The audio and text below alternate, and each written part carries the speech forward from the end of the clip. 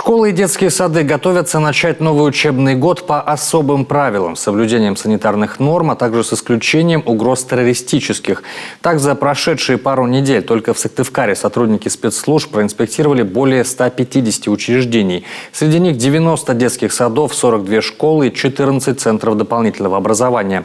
Нарушений не выявлено, все по правилам.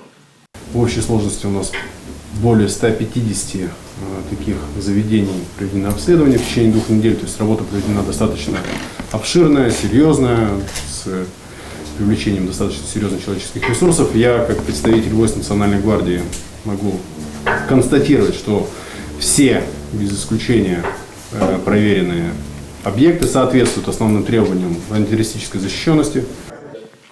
Сейчас на местах решается вопрос с организацией пропускного режима не только в здании, но и на саму территорию. Для этого установят ворота жесткой фиксации, чтобы никто посторонний точно не прошел. Также из трендов времени в норму скоро должны войти строгий пропускной режим, турникеты и доступ только по специальным электромагнитным ключам.